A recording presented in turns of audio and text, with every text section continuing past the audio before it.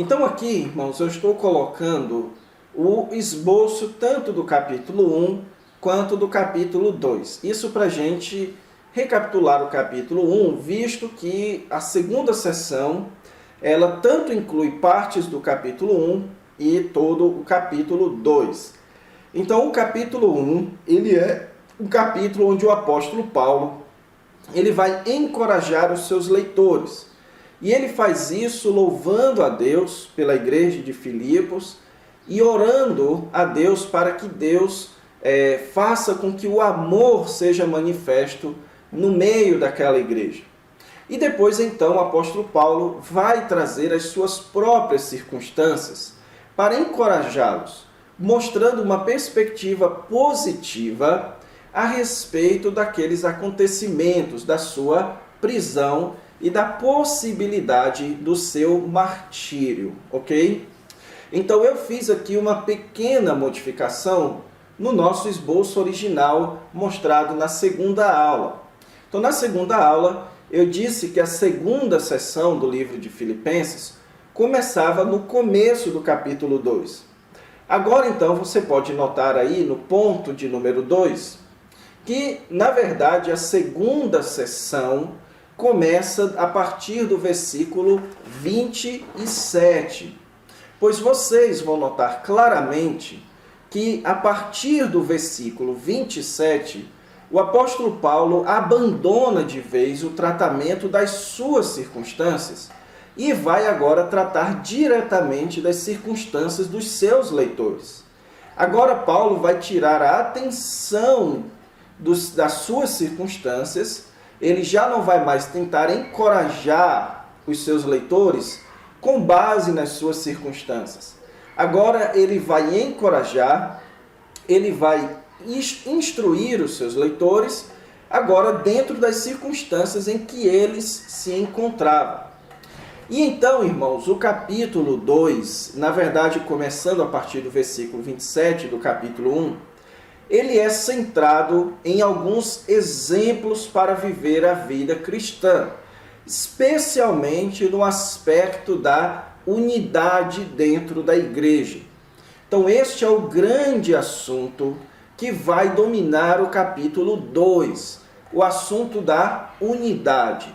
Este aspecto da vida cristã relacionado à vida na igreja.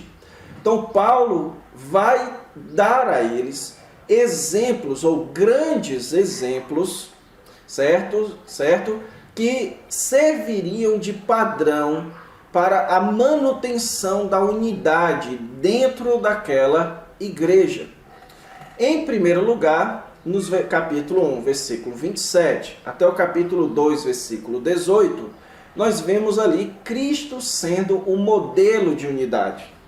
Então o apóstolo Paulo, do versículo 27 até o versículo 4, vai estabelecer este princípio, vai fazer essa exortação.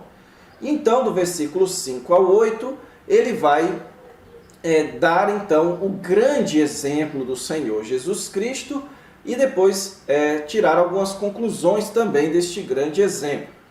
Depois ele vai dar o exemplo de Epafrodito e Timóteo, ok? Ele vai recomendar a estes irmãos, àquela igreja, mostrando eles como dois grandes exemplos a serem seguidos também. Isso vai do capítulo 12, dos versículos 19 até o 30. Ok? Então, basicamente, este é o nosso esboço. Quanto ao roteiro das nossas aulas, nós vamos ter 3 aulas só nesse ponto A da segunda sessão, permanecendo unidos segundo o modelo de Cristo. Então nós teremos uma aula agora que vai até o versículo 4 do capítulo 2, depois nós teremos outra aula só para o texto do esvaziamento de Cristo, e depois nós teremos uma outra aula que vai então até o versículo 18. E então, para encerrar o capítulo 2, nós teremos uma aula neste ponto B, a respeito dos exemplos de Timóteo e Epafrodito. Então nós teremos um total de 4 aulas só no capítulo 2, que é certamente o capítulo mais rico em exortações e e, na verdade, em teologia do livro de Filipenses. Então vamos começar aqui a nossa análise. Irmãos, o texto que vai do capítulo 1, versículo 27, até o capítulo 2, versículo 4, que é o texto da nossa aula, ele se divide em duas partes. A primeira parte vai do versículo 27 ao 30. A segunda parte do versículos 1 a 4. Você vai notar que os versículos 27 a 30, eles lidam com a necessidade da união diante dos problemas externos. Depois, nos versículos 1 a 4, o apóstolo Paulo vai falar da necessidade de união à luz das questões internas. Então, a história da igreja mostra, irmãos, que a igreja sempre corre riscos, tanto vindos de fora, quanto vindos de dentro, ok? Então, tanto a igreja pode sofrer problemas a partir de dentro dela, como é o caso de heresias, como é o caso de contendas, como é o caso de divisões, quanto a igreja pode sofrer problemas vindo de fora dela, como é o caso especialmente das perseguições e das oposições. Então o apóstolo Paulo, ele vai agora tratar da necessidade da união, tanto à luz dos problemas externos, quanto dos problemas internos. Paulo, em suma, nestes versículos, irmãos, ele vai enfatizar que a união é fundamental para se combater os problemas externos e os problemas internos da igreja. Para que a igreja se mantenha firme, ela precisa estar unida para vencer as dificuldades que vêm de fora e para vencer as dificuldades que vêm de dentro dela, ok? Então, vocês vão perceber a necessidade de união aqui neste texto. E então, depois, no versículo 5, ele vai mostrar o exemplo de Cristo como base dessa união. Então, versículo 27, note que ele começa dizendo: vivei, acima de tudo, por modo digno do Evangelho de Cristo. Note, irmãos, aqui, que agora o apóstolo Paulo, ele vai dar o seu primeiro mandato, sua primeira ordem, exortação na sua epístola: vivei por modo digno do Evangelho de Cristo. E você já percebe que agora o assunto já não é mais Paulo. O assunto agora são os filipenses. Paulo agora vai tratar das circunstâncias dos filipenses.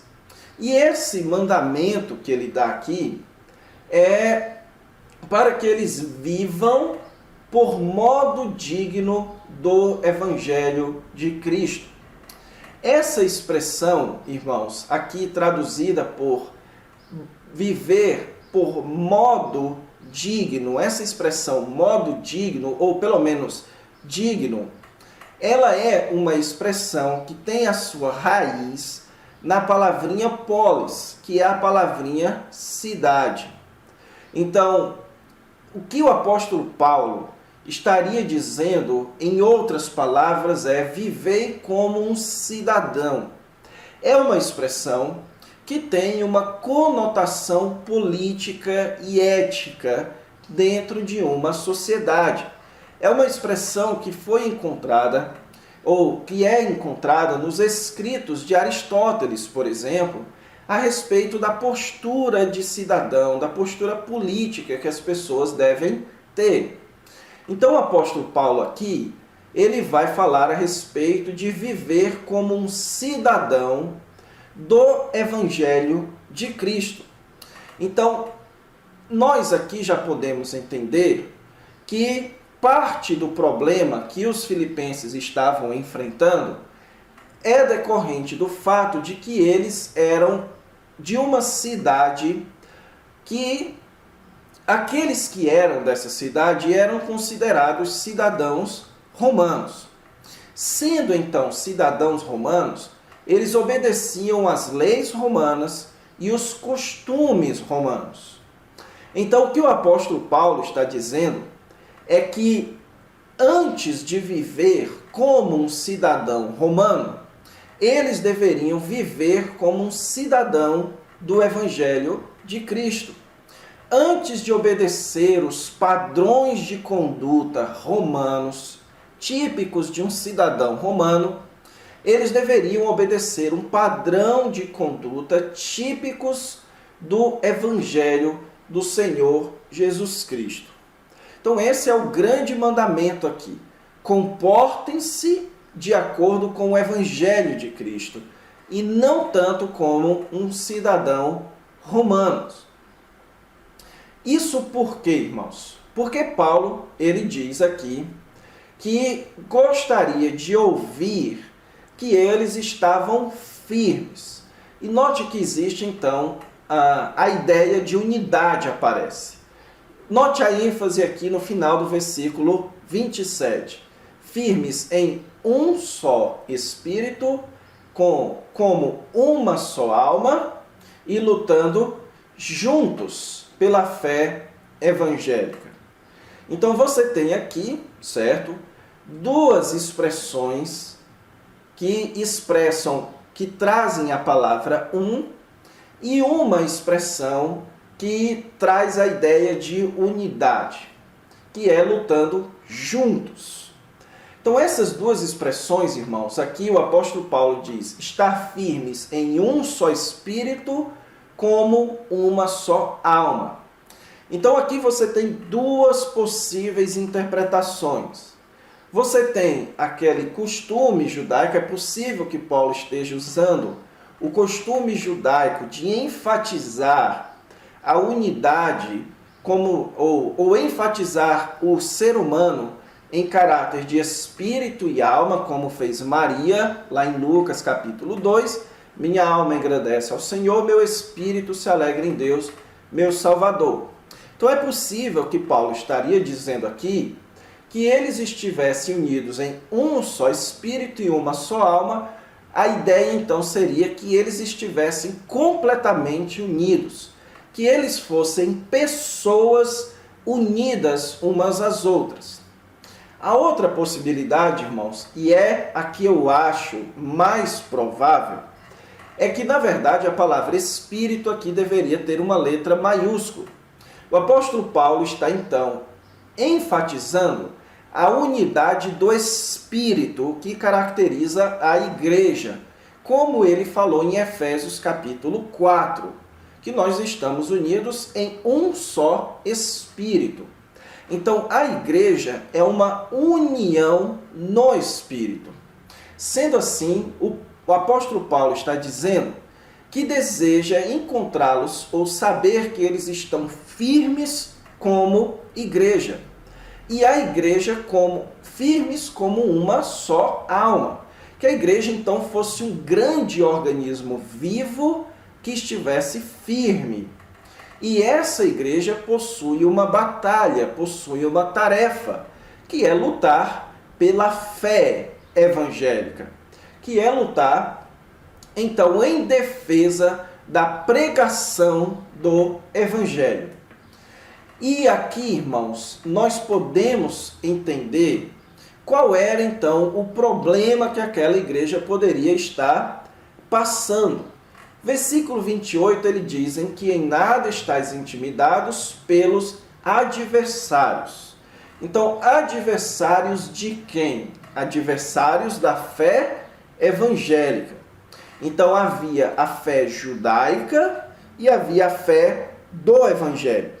Os romanos, eles não se opunham à fé judaica, visto que os judeus se adaptavam ou mantinham a ordem social. Os romanos permitiam que os judeus mantivessem suas práticas religiosas.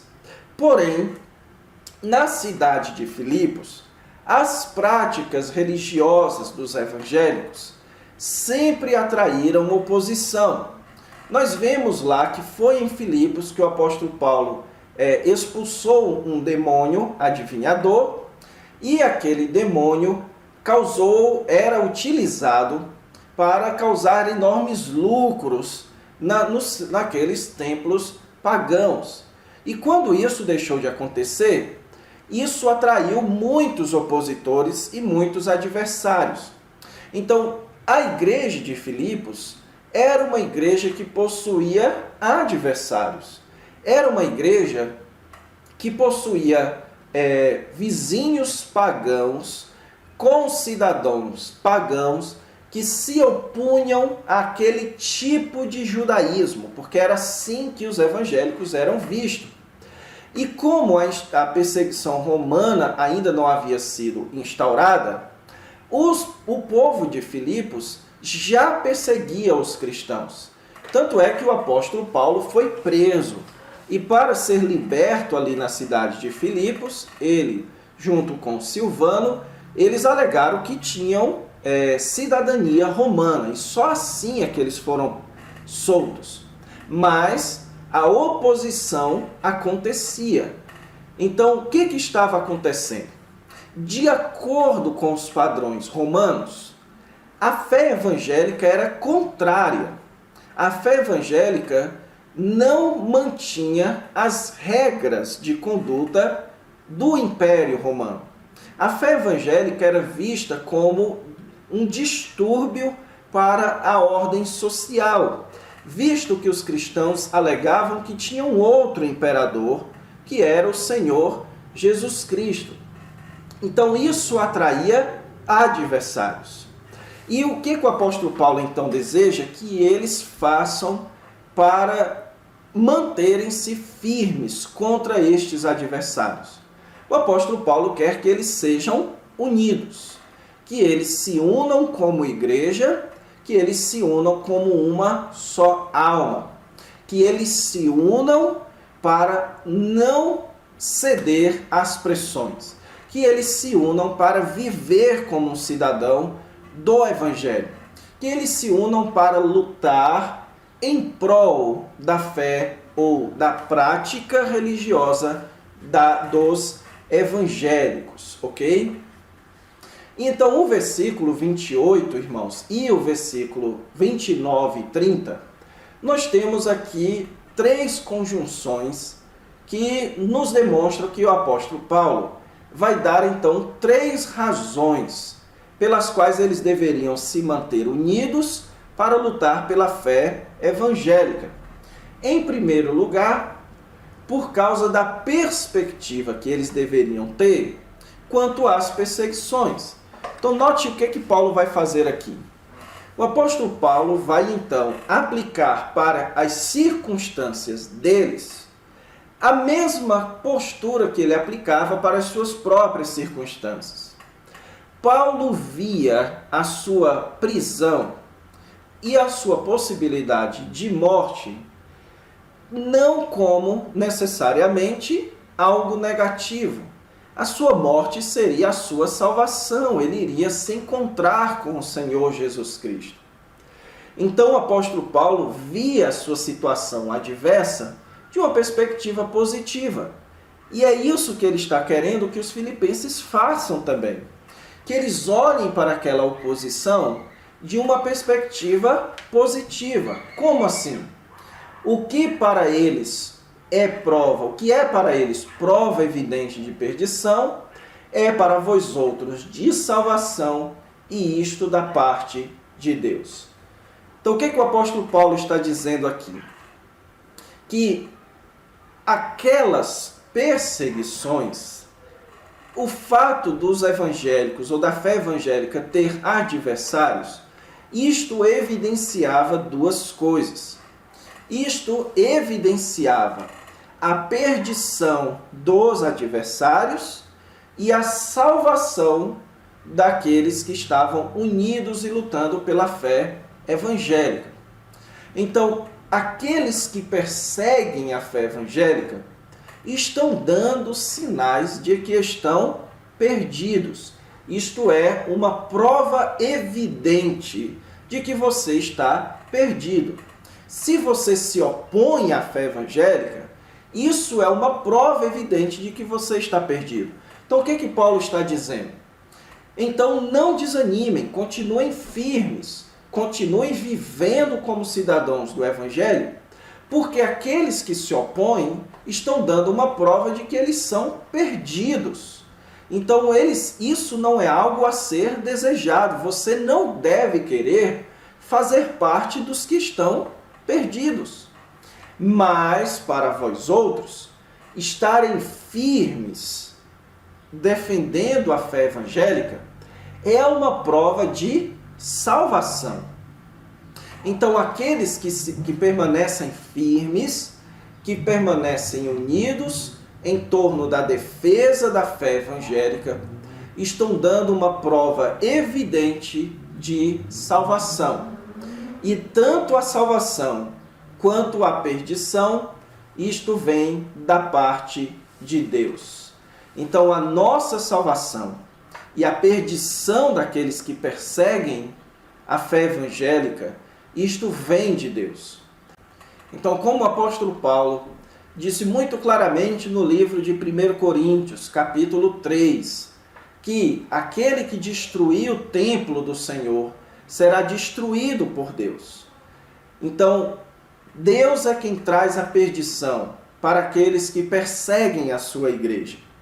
Mas também Deus trará a salvação para aqueles que permanecem até o fim, que permanecem firmes até o fim. Então aqui você tem um grande incentivo para lutar pela fé evangélica, que é o lado dos que serão salvos. Aqueles que são crentes são aqueles que lutam pela fé evangélica. Em segundo lugar, que lutar pela fé evangélica é uma graça de Deus, porque vos foi concedida a graça de padecerdes por Cristo, e não somente de crerdes nele. Então o apóstolo Paulo, mais uma vez, está tentando dar a eles uma outra forma de enxergar a oposição ao Evangelho. Isso é uma graça de Deus. É uma graça vinda de Deus o poder padecer assim como Cristo padeceu pela obra de Deus. Então, eles deveriam se manter unidos, encarando o sofrimento e a perseguição como sendo uma bênção de poder sofrer aquilo que Cristo sofreu também. E o versículo 30, então, diz a terceira razão. Tendes o mesmo combate que vistes em mim, e ainda agora ouvis que é meu. Ou seja, você não apenas se associa a Cristo, você está se associando a Paulo também.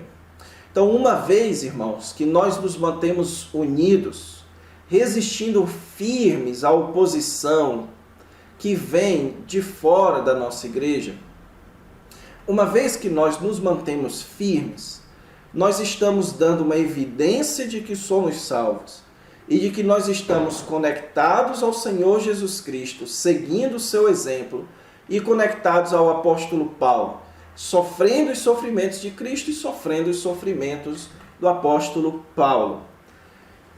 Isso, irmãos, você não pode deixar de encarar como sendo uma possibilidade, especialmente no caminho para onde o nosso mundo está indo. Nós vivemos em um mundo, irmãos, em que a oposição à igreja tem se tornado cada vez maior. Só que no mundo em que nós vivemos, a oposição já não é mais tanto de forma política, pelo menos no Ocidente, ok? No Oriente, nos países orientais, há sim muita perseguição política. Mas no Ocidente, a grande perseguição contra a igreja é a perseguição moral. A igreja evangélica é vista no mundo moderno não só como sendo uma igreja ou seguindo padrões ultrapassados, machistas. Então a igreja é vista como moralmente ultrapassada. E aí nós vivemos em uma sociedade onde o casamento gay é visto como bom, como o aborto, como as práticas ímpias contra Deus são aprovadas. E as práticas da igreja, as práticas da palavra de Deus são vistas com desdém. Então Paulo está nos chamando a nos manter firmes, a não seguirmos os costumes dos cidadãos dos nossos países. Que a gente não siga as leis do nosso país, que são opostas ao Evangelho. Que nós sigamos as leis do Evangelho. Que nós sigamos a conduta do Evangelho. Que nós, então, se formos sofrer, que soframos unidos, que soframos na batalha. E se nós sofremos, nós estamos assim tendo a graça de sofrer como Cristo sofreu e tendo o privilégio de nos associar com aqueles grandes homens que sofreram antes de nós, como é o caso do próprio apóstolo Paulo. Então, continuando aqui, irmãos, esse é um texto, de certa forma, mais fácil de ser entendido. E aqui, então, o apóstolo Paulo, ele vai partir da temática da unidade para fora da igreja, para a unidade dentro da igreja.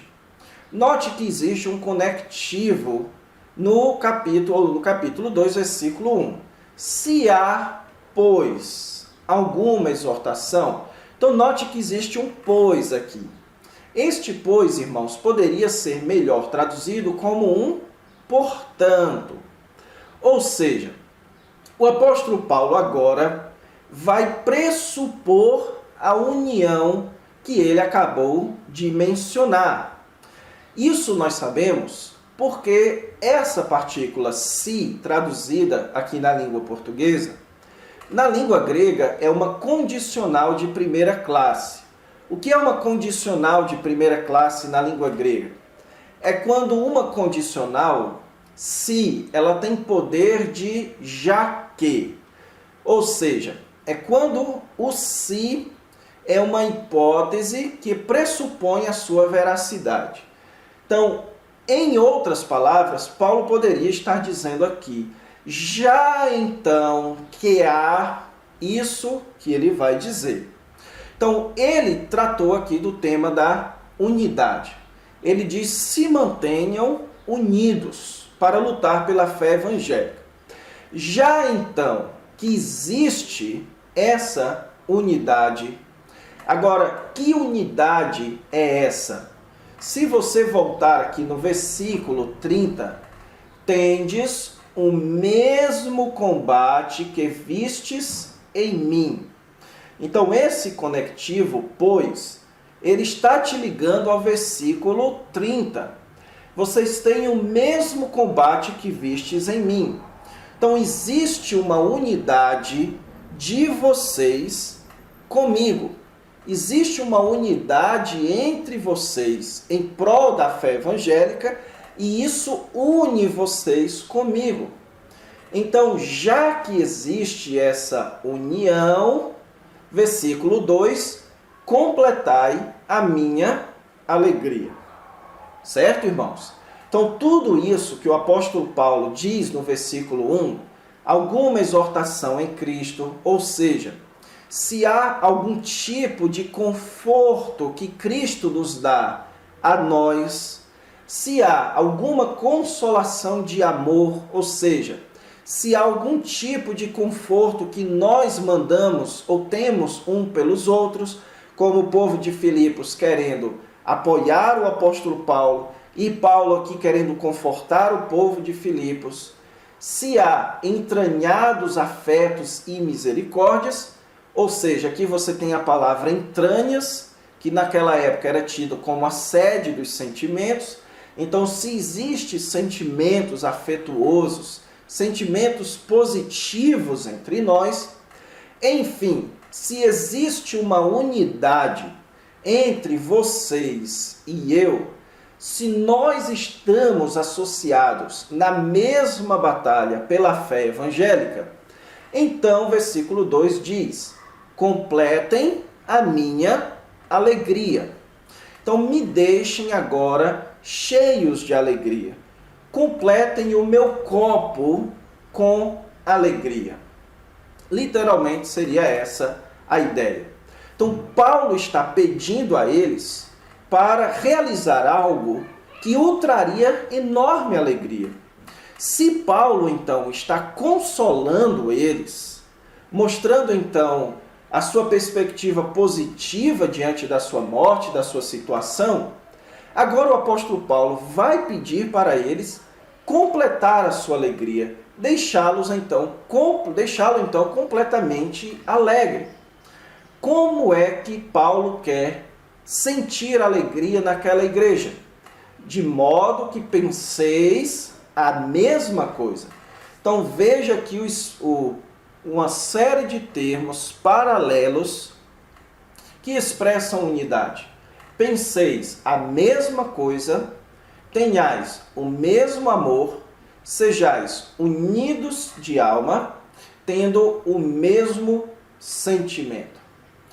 Então o apóstolo Paulo quer aqui que eles então sejam pessoas que tenham a mesma forma de pensar, e aqui não significa dizer que eles não vão discordar, mas que eles tenham os mesmos propósitos, pensem para vocês as mesmas coisas, tenham os mesmos propósitos. Quer haja discordância, mas que o propósito seja o mesmo, que é lutar pela fé evangélica. Tenham o mesmo amor uns pelos outros, se unam em amor.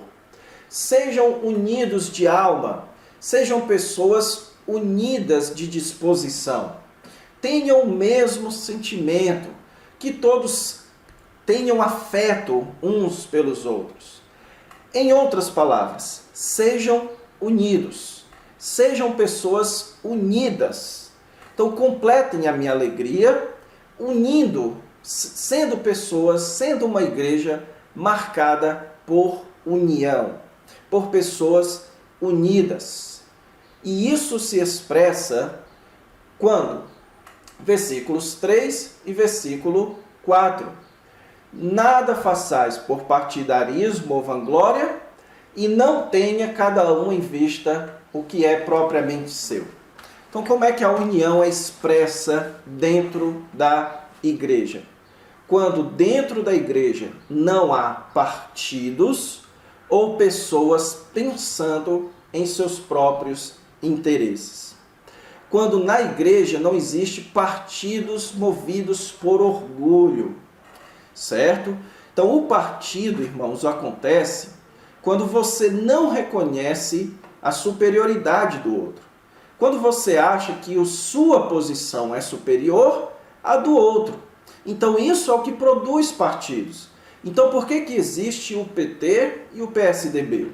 Porque o PT acha que o seu projeto é superior e o PSDB acha que o seu projeto é superior. Como eles não podem ficar unidos, eles se separam. Isso é uma expressão de orgulho.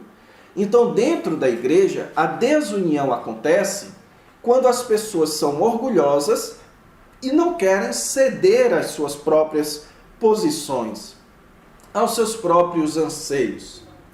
Por isso é que Paulo diz, não façam nada por partidarismo, mas por humildade, considerando cada um os outros superiores a si mesmo.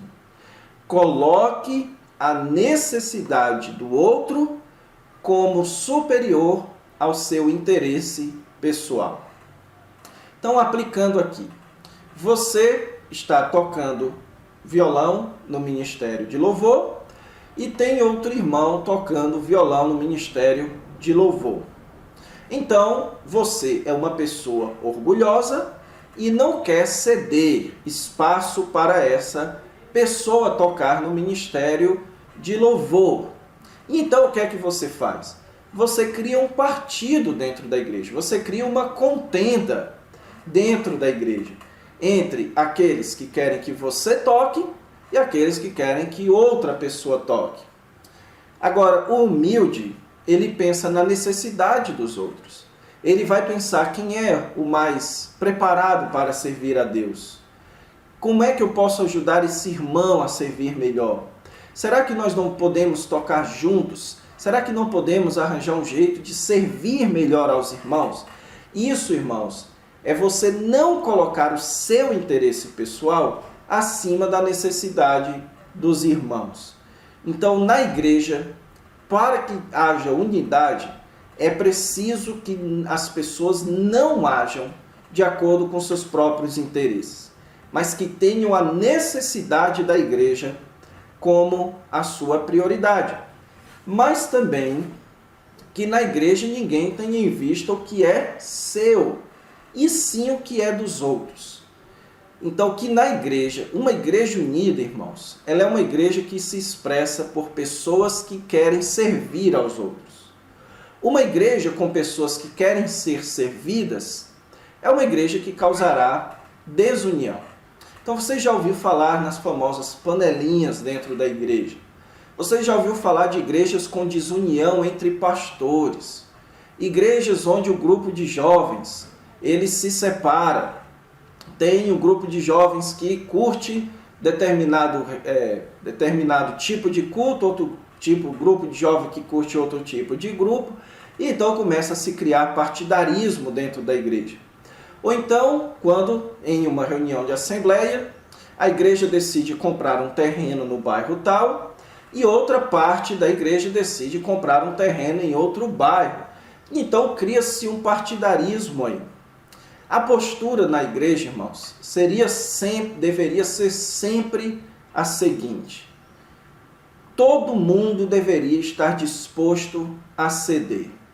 Aquilo que não prejudica a nossa luta pela fé evangélica, então nós deveríamos estar dispostos a ceder em prol da luta pela fé evangélica, em prol de que o evangelho não seja prejudicado.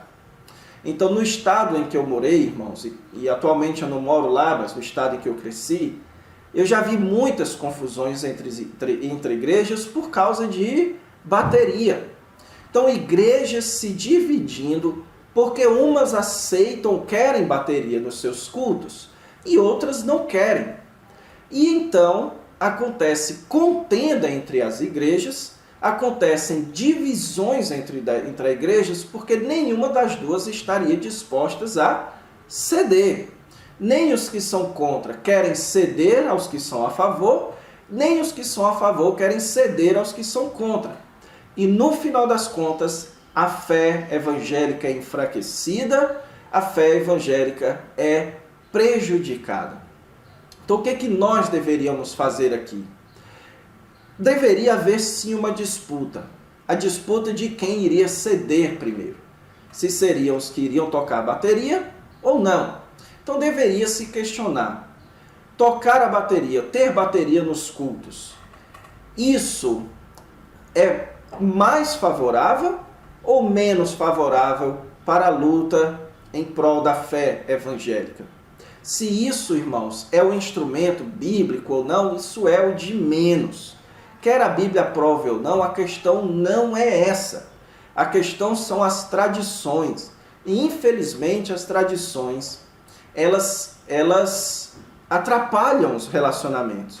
Quando as pessoas abandonam a centralidade bíblica e acrescentam suas próprias tradições, os relacionamentos são prejudicados. Mas nós não podemos deixar de considerar que há tradições e que as tradições podem sim prejudicar a fé evangélica. E se for necessário, então, que você ceda à tradição para que a fé evangélica não seja prejudicada, por que não fazer isso? Será que isso não seria pensar em seus próprios interesses e não no interesse dos outros? Ok? Então essa é uma breve aplicação de como isso daqui poderia ser aplicado. Então vamos parar a nossa aula por aqui. Na próxima aula, então, a gente avança para analisar um dos textos mais belos das Sagradas Escrituras, que é o texto do autoesvaziamento de Cristo. Então fiquem com Deus, até a próxima aula.